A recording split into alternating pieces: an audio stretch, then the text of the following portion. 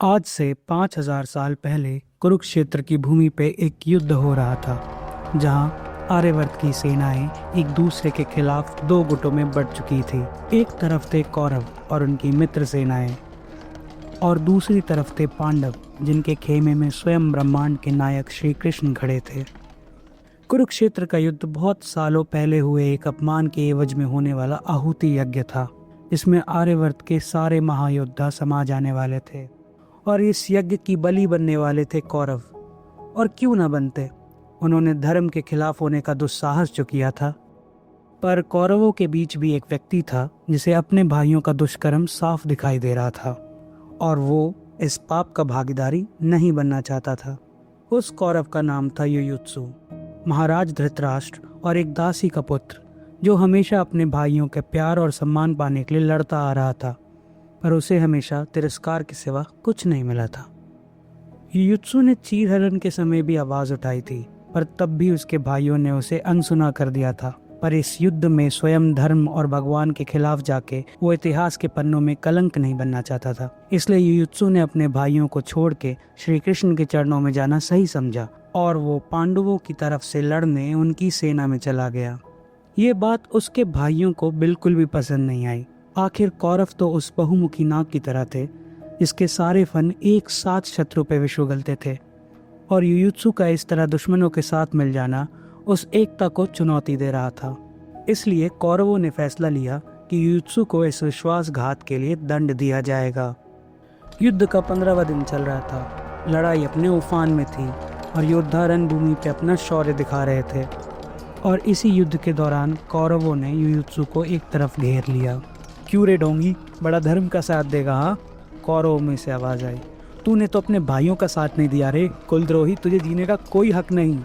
और ऐसा कह के सारे कौरव युयुत्सु पे टूट पड़े और उसको 100 बार तलवार से गोद गोद के वहीं मरने के लिए छोड़ दिया।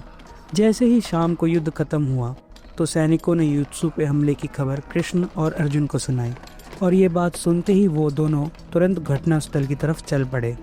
जब कृष्ण वहाँ पे पहुंचे तो उन्होंने देखा कि युयुत्सु जमीन पे गिरा हुआ था। उसके शरीर के हर हिस्से पे तलवार के घाव थे, पर फिर भी युयुत्सु सांसें ले रहा था। कृष्ण उस योद्धा के समीप आए और बोले, युयुत्सु, तुम मेरी प्रतीक्षा कर रहे थे? जिस पे युयुत्सु ने हल्की मुस्कुराहट के साथ बोला, हाँ प्रभु, मुझे याद आ गया कि आपने मेरे पिछले जन्म में मुझे ये वचन दिया था कि मैं आपकी धर्म पताका लहराऊंगा, जैसे आपके भक्त अंजनेय ने दशानन के युग में किया था। कृष्ण मुस्कुराए और बोले, हाँ वत्स, मुझे तुम्हें दिया हुआ वचन याद है और मैं उसे पूरा करने ही तुम्हारे पास आया हूँ। पर तुम्हारे शरीर की नीति यही है कि इसे तुम इस युद्ध भूमि में छोड़ दोगे। युयुत्सु रोते हुए बोला, नहीं प्रभु, यह अन्याय ना करे मेरे साथ। मैं एक और जन्म के लिए तरसना नहीं चाहता। आप तो ब्रह्मांड के स्वामी हैं, स्वयं महापुरुष हैं। आपके लिए क्या असंभव है मेरे नाथ? अपने इस भक्त के साथ न्याय करे भगवान, न्याय करे। कृष्णा ने युयुत्सु की आंखों में देखा और फिर मुड़ के अर्जुन को बोले, जाओ एक ऐसे सैनिक को लेकर आओ जो मरने की कगार पे हो, पर ध्यान रहे कि उसका देह पूर्ण होना चाहिए। अर्जुन और उसके सैनिक भागते हुए गए और कुछ देर में एक सैनिक को लेकर आए। वो देखने में तो स्वस्थ लग रहा था, पर जोर से खांस रहा था और हर खांसी के साथ उसके मुंह से खून बाहर आ रहा था। श्री कृष्ण उठे और उस सैनिक की तरफ देखने लगे, और एक पल के लिए सबको ऐसा लगा कि आंखों के द्वारा प्रभु ने उस सैनिक को पूरा ज्ञान दे दिया हो। खांसता हुआ वो सैनिक भगवान श्री कृष्ण के पास आया और उनके कमल जैसे पैरों पे गिर गया और उसे रोते हुए चूमने लगा।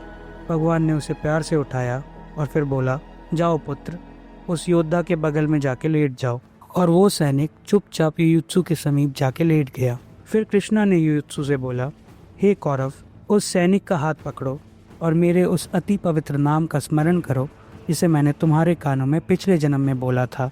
युयुत्सु ने उस सैनिक का हाथ पकड़ा और अपनी आंखें बंद करके भगवान का पवित्र नाम का स्मरण करने लगा।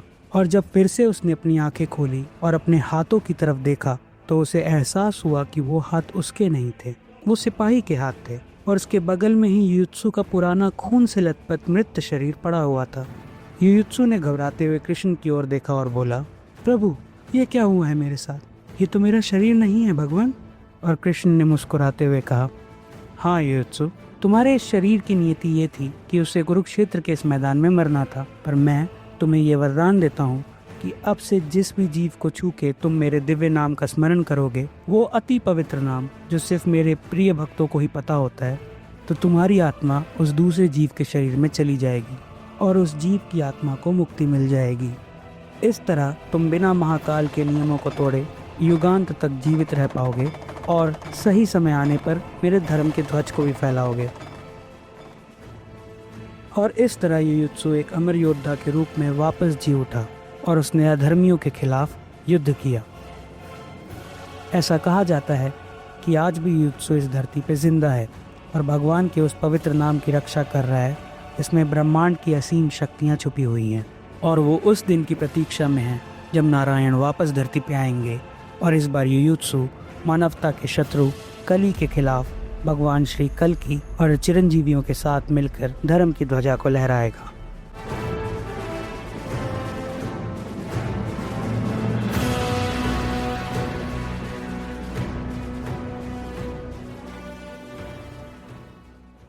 हाय, आई होप आप लोगों को ये स्टोरी, ये कॉन्सेप्ट अच्छा लगा होगा। ये जो भी आपने देखा युयुत्सु से रिलेटेड दिस स्टोरी, ये मैंने लिखी है। युयुत्सु कैरेक्टर एक्चुअली महाभारत में एग्जिस्ट करता है और उसकी बैक स्टोरी भी काइंड ऑफ सेम ही है, बट जो उसके बाद की स्टोरी है वो मैंने काइंड ऑफ क्रिएट की थी। And Yuyutsu is actually a part of the universe that I had been writing. मैं बैचलर से ये कहानियां लिखते आ रहा हूँ, but I never posted it anywhere. So I thought कि अब ये चैनल बना ही लिया है तो क्यों ना जस्ट मैं तो कुछ भी यहाँ पे पोस्ट करता हूँ, तो why not post this story. I hope आप लोग को अच्छा लगा होगा। Any feedback is highly appreciated and I would love to read your comments. आपको जो भी आपको कमेंट करना है प्लीज कमेंट करना, और अगर आपको वीडियो अच्छी लगी हो तो well and good. Thanks for watching. मिलते हैं किसी नेक्स्ट प्रोजेक्ट के साथ, तब तक के लिए ब्लॉकबस्टर।